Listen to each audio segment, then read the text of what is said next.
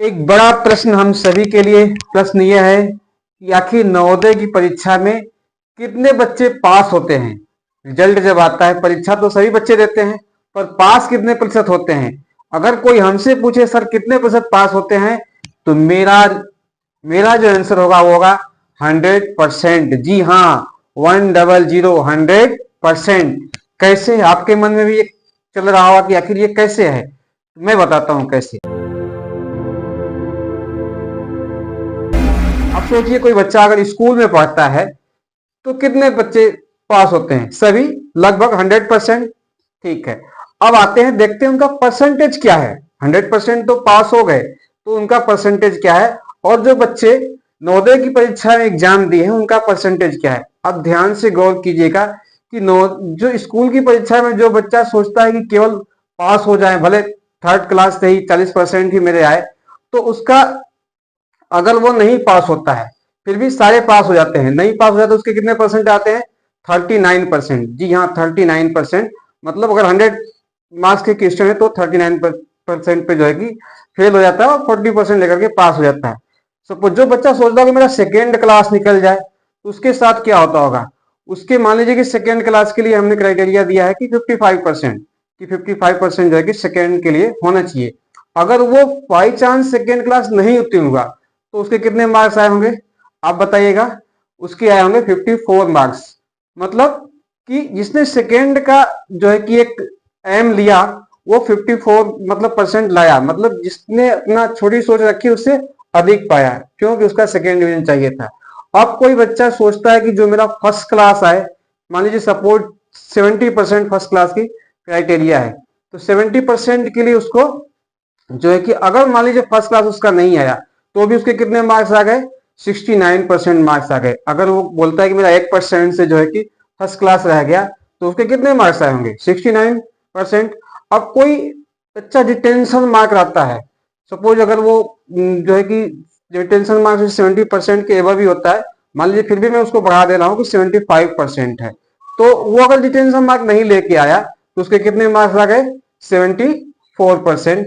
जो कि फर्स्ट जो है कि सेकेंड थर्ड फर्स्ट सबसे जो है कि उसका क्या है, मार्क्स अधिक है। आइए अब बात करते हैं नवोदय की तैयारी करने वाले बच्चों की। तो सबसे पहले तो मैं ये बता दूं, अगर नवोदय के फॉर्म भरे गए 5,000 6,000, तो बाकी अगर मैं कंक्लूड करूं, जो तो तैयारी करने वाले जो बच्चे हैं वो 1,000 भी नहीं होते, 800 900, फिर भी मैं राउंड फिगर में 1,000 मान लेता हूं। चलिए, तो अब मैं उन्हीं 1,000 की बात कर रहा हूं, ना कि जो लास्ट 5,000 जो है कि फॉर्म भरे हैं, केवल तैयारी नहीं की है, बस क्या किए हैं, फॉर्म भर दिए हैं। मम्मी ने कहा कि नवोदय का फॉर्म निकला है, भर दो बेटा। स्कूल में टीचर ने कहा कि बेटा नवोदय का फॉर्म आ गया, सब बच्चे भर रहे, तुम भी भर दो। तो देखा देखी उन्होंने फॉर्म क्या कर दिया, फिलअप कर दिया। या अब जो है कि टीचर के ऊपर भी प्रेशर आ रहा है कि कोटा पूरा करने के लिए भाई इतना आप फॉर्म भरवाइए अपने स्कूल से, तो टीचर भी क्या करते हैं कि जो बच्चे क्लास 5 में सबके फॉर्म उठा करके भर दिए, तो वो 5,000 बच्चे अगर वैसे निकल गए, तो 1/5 मतलब कि 1/6 मतलब ये बच्चे तैयारी करें। इसमें से बच्चों का जो मार्क्स आता है वो क्या होता है, देखिए नवोदय का जो सिलेक्शन होता है, आज का नवोदय का परीक्षा उस बच्चे के लेवल से अगर देखा जाए तो किसी IAS के कंपटीशन से कम नहीं है। फिर भी उस बच्चे का मार्क्स आप देखिएगा, जो बच्चा एक तैयारी की सोच लेकर के चलता है उसके मार्क्स कहाँ जाते हैं, आप कैलकुलेट करिएगा, फिर आप बताइएगा कि फेल होता है या पास होता है।